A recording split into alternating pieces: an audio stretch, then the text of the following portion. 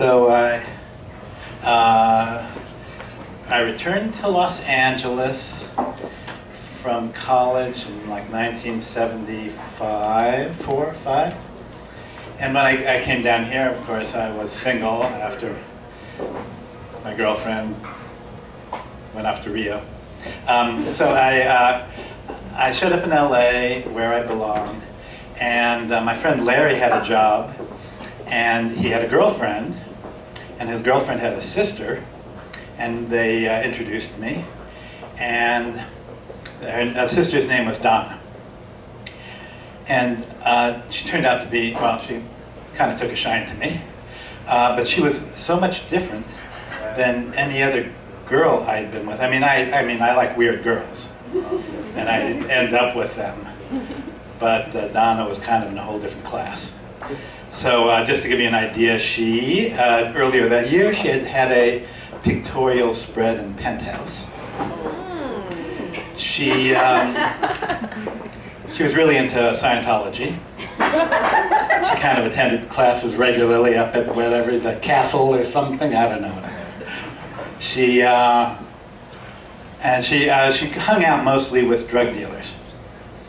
And this was the 70s in Los Angeles, so everyone was snorting coke. And so that wasn't really like a normal for my girlfriends. But I don't know, she'd kind of come to my house once a week or so, and we'd hang out and have sex, so I was not going to say no. And I kind of warmed up to her. And so this goes on for a month or two. She shows up one Saturday night, and she says, we're hanging out, and she says, oh, there's a party up at Wilt Chamberlain's house. You want to go? So I knew Wilt Chamberlain was a famous guy. I'm not really a big sports guy. I kind of thought maybe basketball. I don't know if any of you, this was a while ago. You guys are younger than I, so maybe, I don't know whether he's still famous.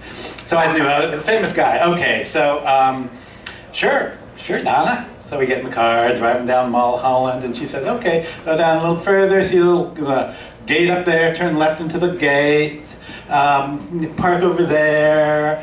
And I said, sure, and drive along, and she kind of follow her into the house, nice house, big, looking out over Los Angeles and everything, and the kind of tables of food spread out there, and then in the distance this giant guy kind of mingling with people.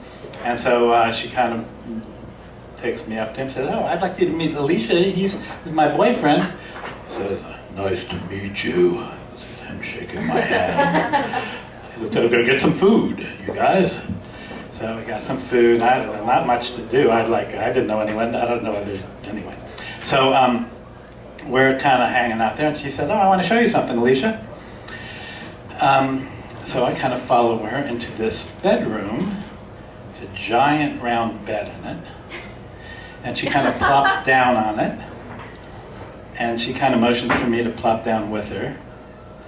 And then she lies down and reaches over and pushes a switch on the little table by the side of the bed.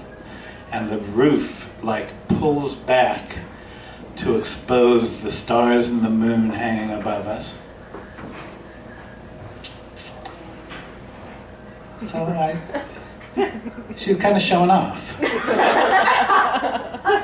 I was kind of thinking, she's kind of proud.